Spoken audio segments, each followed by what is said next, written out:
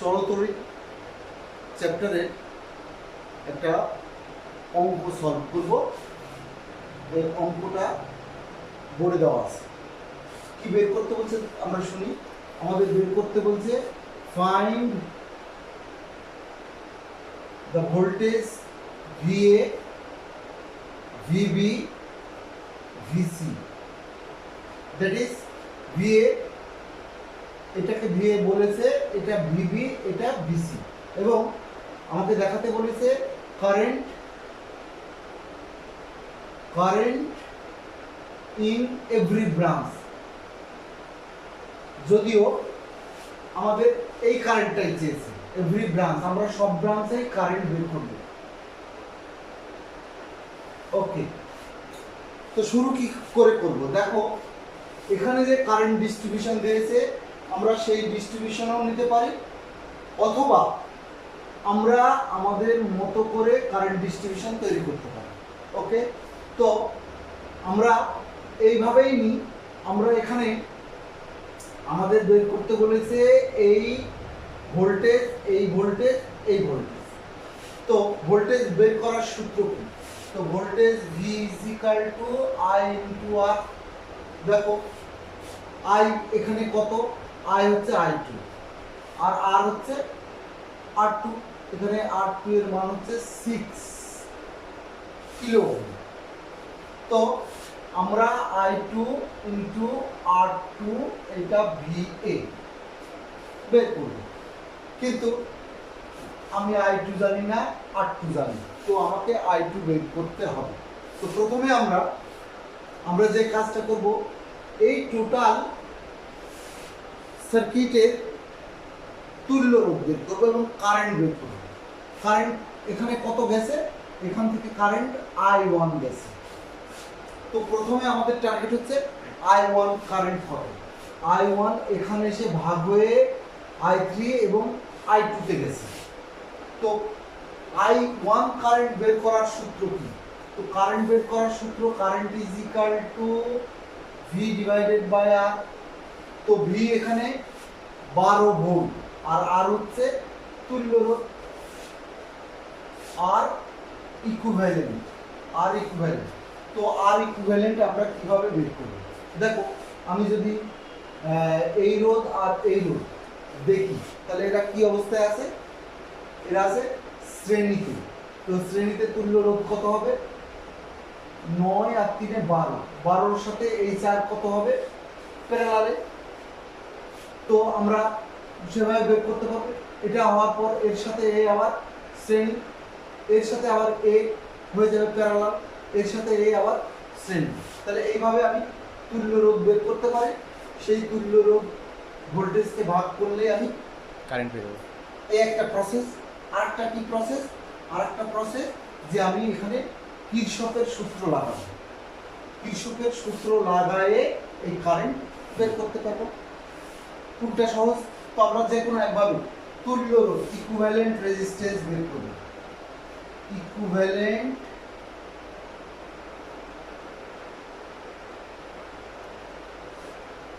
Resistance, এটা বের করব। তাহলে এইটা আমাকে দেওয়া আছে, আমরা এটা ধরে নিই যেটা R1, এটা R2, এটা R3, এটা R4, এটা R5, এটা R6। তো R5 এবং R6 এরা শ্রেণীতে। তো আমরা লিখলাম R6 ও R5 এরা শ্রেণীতে কেন? কারণ একই কারেন্ট পাস হচ্ছে, তুল্য রোধ। অতএব ইকুইভ্যালেন্ট রেজিস্ট্যান্স অফ R6 এবং R5, এটাকে আমরা R5 R6 বলি। কত হবে? শ্রেণীতে 9 + 3, দ্যাট ইজ 12 কিলো ওহম। এই 12 কিলো ওহম এর আমরা সার্কিটটাকে নতুন করে আঁকাতেও পারি, অথবা ওইভাবে রেখে এখন এটা এর সাথে R4 এর সাথে এইটা প্যারালাল। এখন R4 এবং R5-6 এরা সমান্তরালে। যদি সমান্তরালে হয় তাহলে তুল্য রোধ কত হবে? 1/R4/5/6 is equal to 1/R4 plus 1/R5/6। এটা R4 এর মান হচ্ছে 4 প্লাস 1/12 কত হলো? 12 লসাগু 3 plus 1 that is 4/12 that is 1/3। অতএব R4/5/6 is equal to 3 kilo ohm. এর তুল্য রোধ পেলাম 3 কিলো ওহম। এখন এইটা R4/6 এর যে তুল্য রোধ তা R3 এর সাথে শ্রেণীতে। এখন R4/5/6 এবং R3 এরা পরস্পর শ্রেণীতে, তবে তুল্য রোধ R3/4/5/6 equal to R3 plus R4/5/6 কত হলো? 3 plus 3 plus 3 that is 6 kilo ohm. চলে আসলাম আমি এই জায়গায়। এটা R2 এর সাথে সমান্তরালে। R2 এবং R3/4/5/6 এরা পরস্পর সমান্তরাল। অতএব তুল্য রোধ 1/R2/3/4/5/6 is equal to 1/6 plus 1/6 লসাগু 6 1 plus 1 that is 1/3 that is R2/3/4/5/6 is equal to 3 kilo ohm. এখন এই R1 এর সাথে এই R3/4/5 that is equivalent resistance, আমরা এটা মুছে দিই।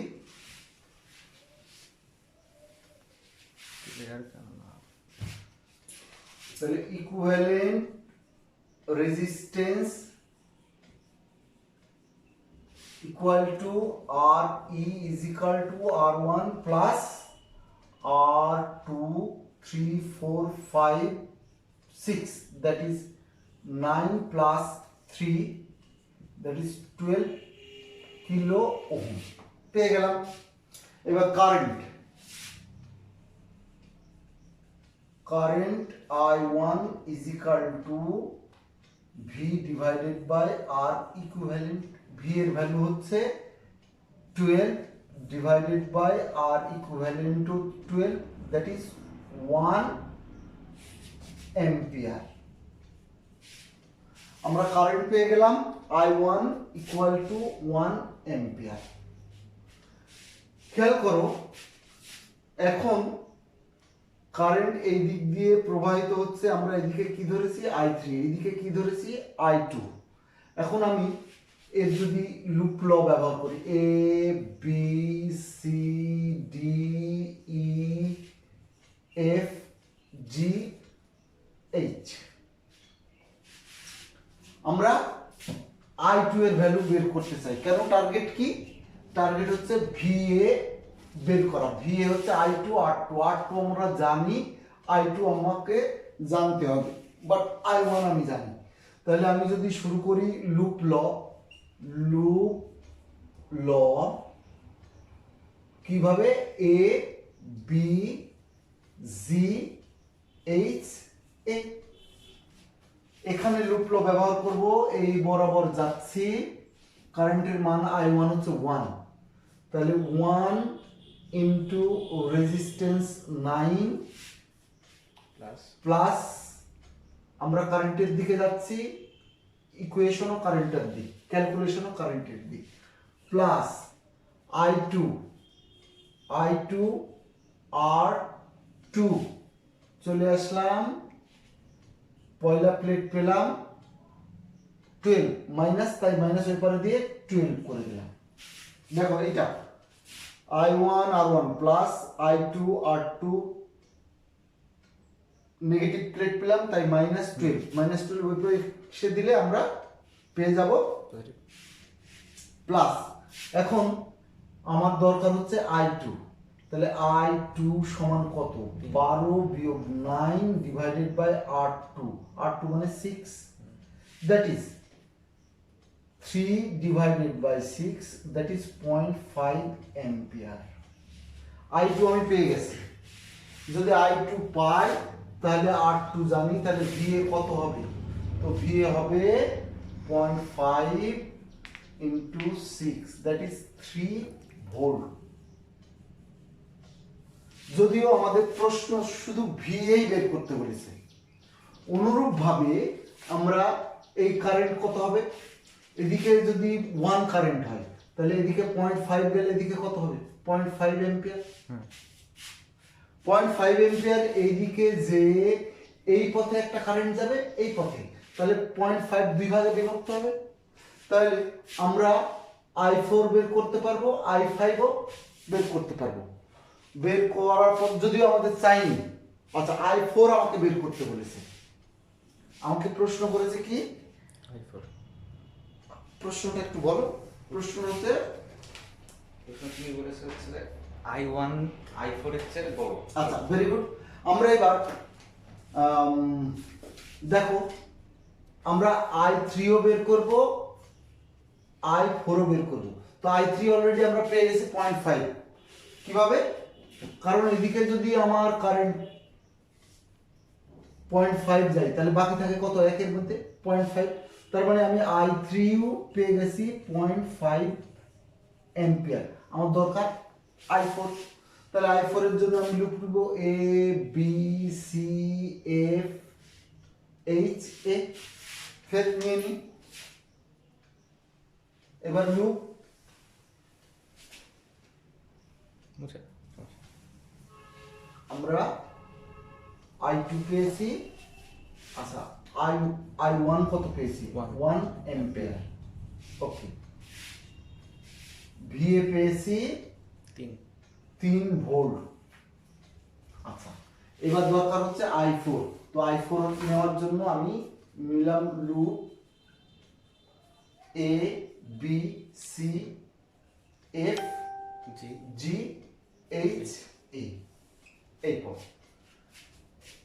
1 into 9, তার মানে 9 প্লাস এই পথে যাচ্ছি I3 R3 এর মান আমি অলরেডি পেয়ে গেছি 0.5, তাহলে 0.5 into 3 kilo ohm plus I4 into R4 মানে 4 is equal to 12।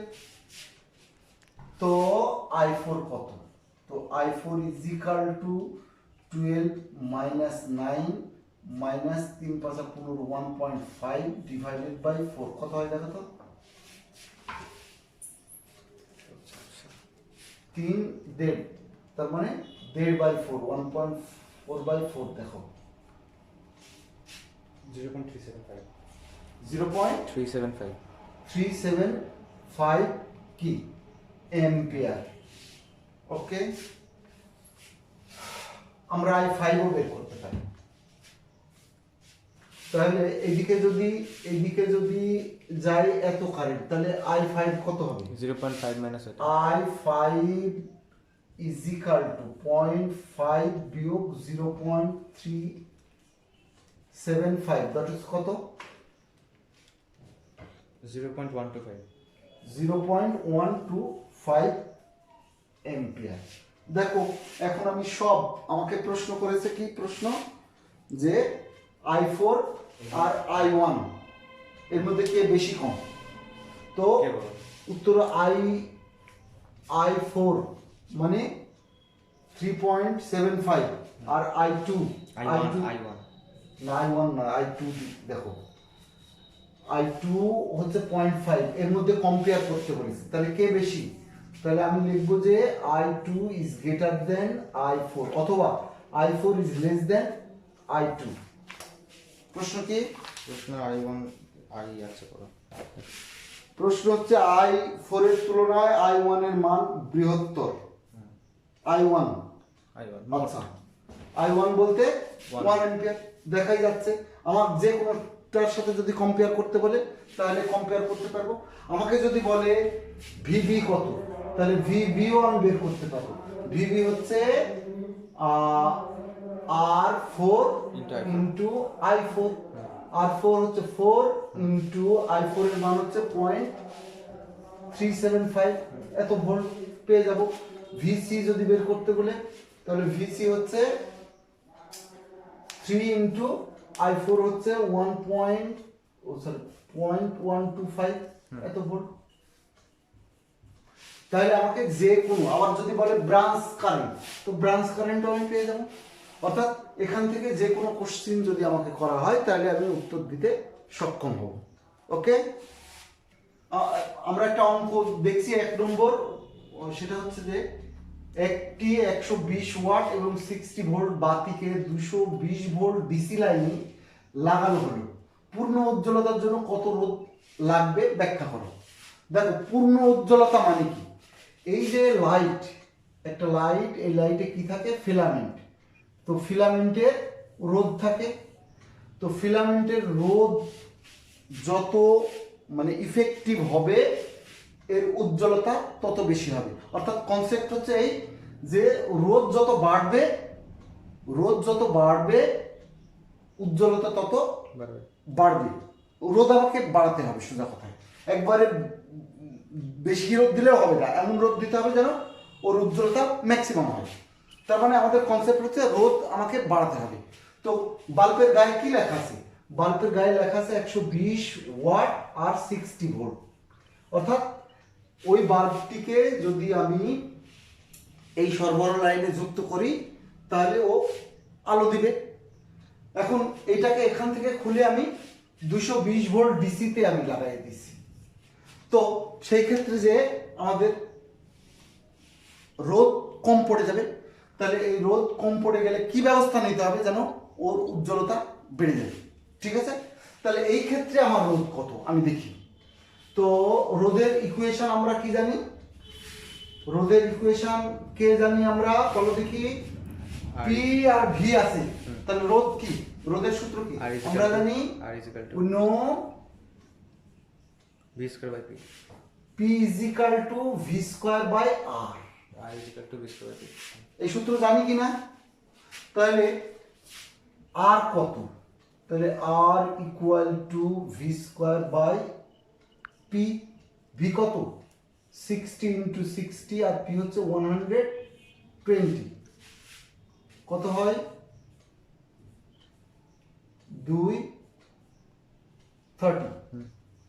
30 ওহম অর্থাৎ ওই বাতির ফিলামেন্ট তোমার এত রোদ দিচ্ছে এখন এই বাতিটাকে আমি যদি 220 ভোল্ট সরবরাহ লাইনে আমি লাগাই তো আমার রোধ কত হবে তার আগে এখানে যে কারেন্ট যাচ্ছে কারেন্টের ইকুয়েশন কি current I is equal to v by r কারেন্টের ইকুয়েশন হচ্ছে I equal to v by r v কত v 60 v হচ্ছে 60 আর কত 30 তাহলে কারেন্ট কত যাচ্ছে 2 অ্যাম্পিয়ার যদিও আমার কারেন্ট চাইনি তাই না এবার আমি কি করব আমি এই যে 220 ভোল্ট সরবরাহ লাইনে যুক্ত করব তাহলে সেই ক্ষেত্রে আমার রোধ কত তো কারেন্ট কত যাচ্ছে 2 অ্যাম্পিয়ার তো রোধ যখন 220 ভোল্ট অর্থাৎ 220 ভোল্ট লাইনে যুক্ত করলে রোধ হবে কত হবে V is equal to I R, তাহলে R equal to V by I. তো ভি কত, ভি হচ্ছে এবার 200 ভি ওয়ান বলি 220 volt. Okay, 220 divided by I হচ্ছে কত 2 অ্যাম্পিয়ার, দ্যাট ইজ 101 ওহম। খেয়াল করো এটা হচ্ছে আমার এই তুল্য রোধ আমাকে লাগবে 110 ওহম রোধ আমার লাগবে 220 ভোল্টে সংযুক্ত করলে, কিন্তু আমার আছে কত ফিলামেন্টে 30, তাহলে আমার লাগবে কত?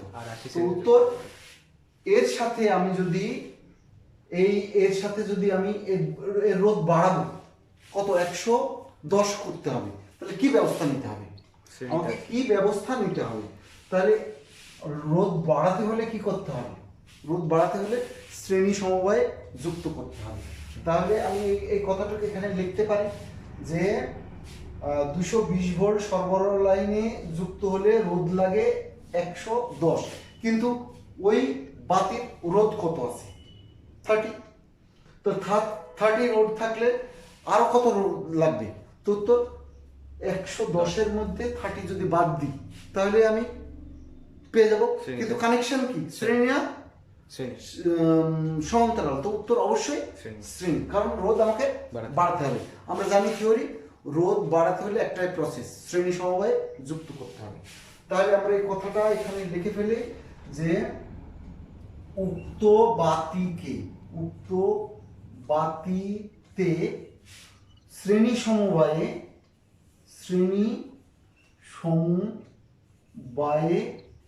রোধ যুক্ত করতে হবে সমান 110 বিয়োগ 30। কেন? দেখো টোটাল রোধ আমার লাগবে 110, সেটা কি, সেটা সমান হবে এইটা প্লাস একটা আননোন রেজিস্ট্যান্স, অর্থাৎ আননোন রেজিস্ট্যান্স সমান এটা বিয়োগ এটা। তার মানে আমি যদি সূত্র হিসেবে লিখি তাহলে আমি লিখতে পারবো এরকম যে 110 ইজ ইকাল টু একটা আননোন রেজিস্ট্যান্স আননোন প্লাস 30। তো আননোন কত, unknown you is equal to 110 বিয়োগ 30, দ্যাট ইজ 80 ওহম। সুতরাং ওই বাল্বে যদি 80 ওহমের রোধ সংযুক্ত করা হয় তাহলে ও সর্বাধিক আলো দেবে, দ্যাট ইজ দ্য অ্যান্সার। তাহলে উত্তর হচ্ছে 80 ওহম রোধ শ্রেণী সমবায়ে যুক্ত করতে হবে। ওকে,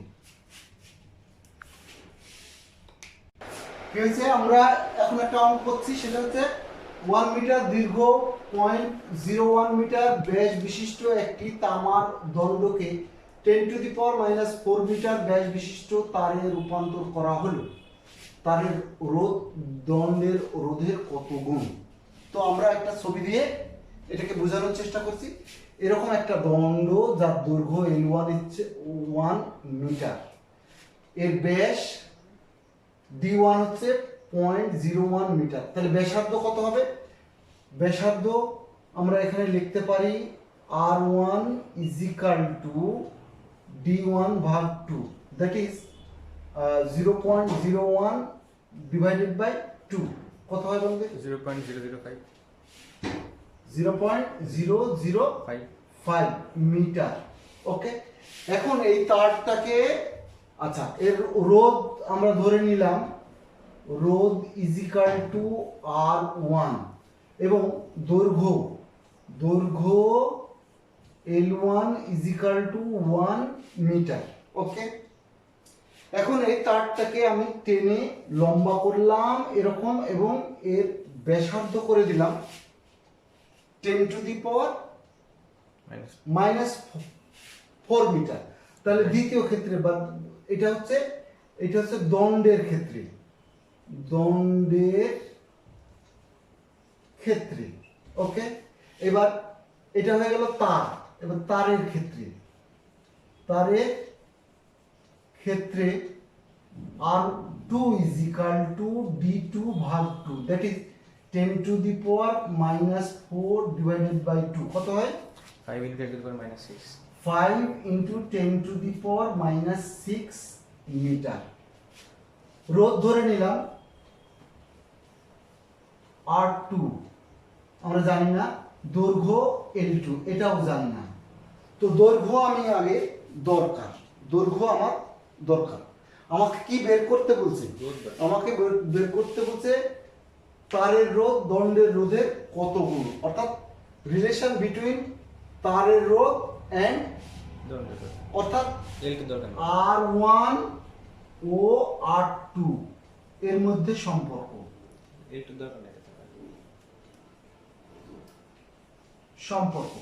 তো আর কত? আর আমরা কি জানি? R1 is equal to rho L1 divided by A1। R R2 কত? R2 হচ্ছে, যেহেতু একই উপাদানের রো তো একই থাকলো, L2 divided by A2। Okay. A1 কত? তো এখান থেকে আমরা A1 এর মান বের করতে পারি। A1 হচ্ছে পাই R1 স্কয়ার।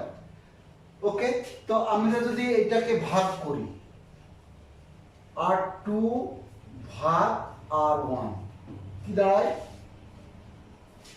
রো রো কেটে যায়, তাহলে L2 ভাগ A2 ইন্টু A1 ভাগ L1।